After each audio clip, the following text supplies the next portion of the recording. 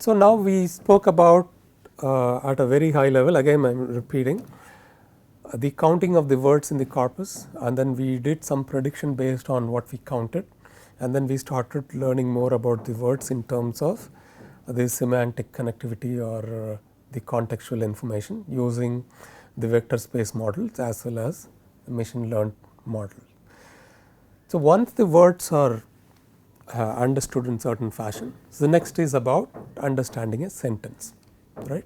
So, it is all about that, right. So, starting from the number, now some meaning about the words, can I look at the sentence as a whole to understand that? That is where the sequence learning comes into the picture in the natural language processing. So, we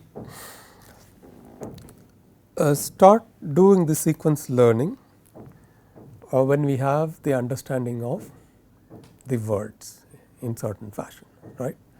So, you can define the sequence learning as the study of machine learning algorithm designed for application that requires sequential data or temporal data. Okay. So, that means I am going to be expanding my horizon in terms of learning what the sentence is all about. So, starting from the numbers, the words, now the sentence, right. So, see the progression that we are making. So, that is where we are going to be bringing in the new models. So, the old models are good for word understanding and so on, but they are not good enough if you want to really represent words as or the sentence as input. And then how do we do this is where a recurrent neural network comes into the picture. Okay. So, this is one of the key problems. Sequential data prediction is considered as the key problem in the machine learning and artificial intelligence. So, if you are able to understand a sentence, that means you are gaining more and more knowledge about that language and the words that are there in the sentence, right.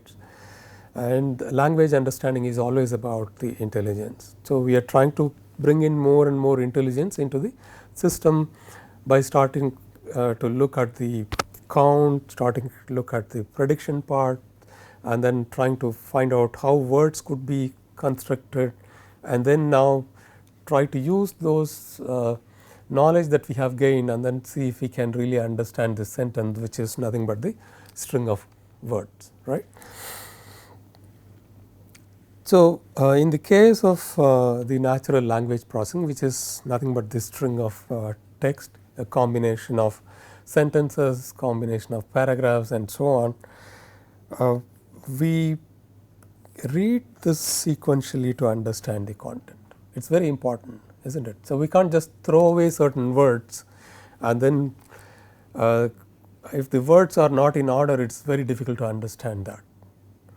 Unlike the image where we only look at portions and then we are still able to make it out, whereas in the case of text, if you are only thrown one word and then if you are asked to construct the entire paragraph, it is going to be very difficult,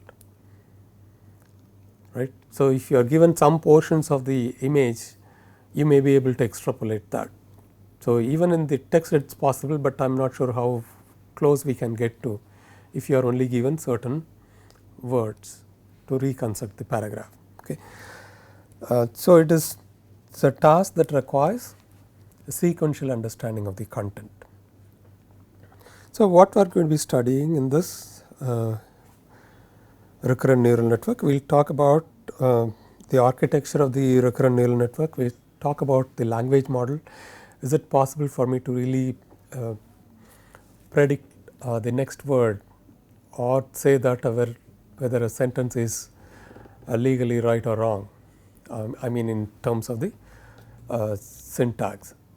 Okay. And then how do I encode a sentence into a fixed sized vector? Given a long sentence of 50 words, can I compress that into a fixed sized vector like we had done in the embedding of words? Can I create a embedded or a dense vector for a sentence? And then we talk about what happens when we try to learn long sentences, because there are some inherent problems in the neural network that we would like to address and bring in new models using LSTM and GRU. It is long short term memory and then gated recurrent unit model to make sure that we do not get into the trouble of exploding and vanishing array. These are all the model constructions and that we will also take a look at those. Okay.